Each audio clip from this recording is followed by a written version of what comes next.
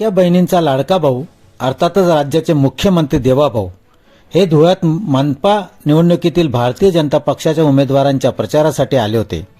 पांजरातिरी महाकाली मातेच्या मंदिराजवळ कमळ विजयी संकल्प सभा घेण्यात आली। त्यावेळी लाडका भाऊ देवाभाऊ अर्थातच मुख्यमंत्री देवेंद्र फडणवीस यांचे भाषण सुरू झाले। भाषणातील बरेच मुद्दे हे यापूर्वी देखील चर्चेत होते। त्यांचे भाषण रटाळ होत असल्याचे पाहून त्यांच्या लाडक्या बहिणींनी सभा मंडपातून काढता पाय घेतला। या लाडक्या बहिणींना त्यांचे कार्यकर्ते सांगत होते, "हे मावशी, मुख्यमंत्र्यांचे भाषण ऐकून जा", परंतु लाडक्या बहिणींनी त्यांचे न ऐकता सभा मंडपातून काढता पाय घेतला।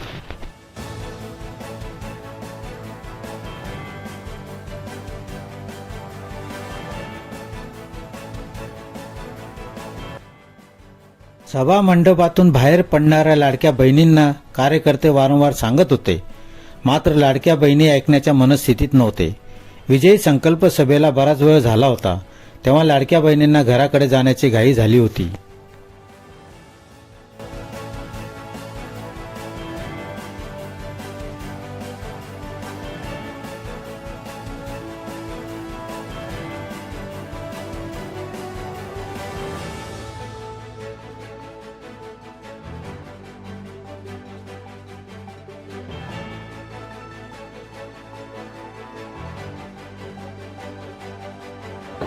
अमृत 2 मधून हा प्रकल्प आपण तयार केलेला आहे। जवळपास 7 रस्ते विकास प्रकल्प आपण तयार केले आहेत। आमचे अनुभव भैया असे आहेत, एक प्रकल्प घेऊन येतात, तो मंजूर करून घेतात, आम्हाला मावशी भाषण ऐकून जाऊ मुख्यमंत्र्यांचं। परत 15 दिवसांनी दुसरा प्रकल्प घेऊन येतात, आम्हाला वाटतं आता हा मंजूर झाला, आता यांचं समाधान होईल, परत महिन्याभराने तिसरा प्रकल्प घेऊन येतात।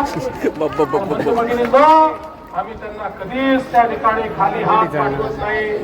आज वेगवेगळ्या प्रकारची कामं या ठिकाणी चालली आहेत। ई बस पीएम सेवेच्या अंतर्गत आपल्याला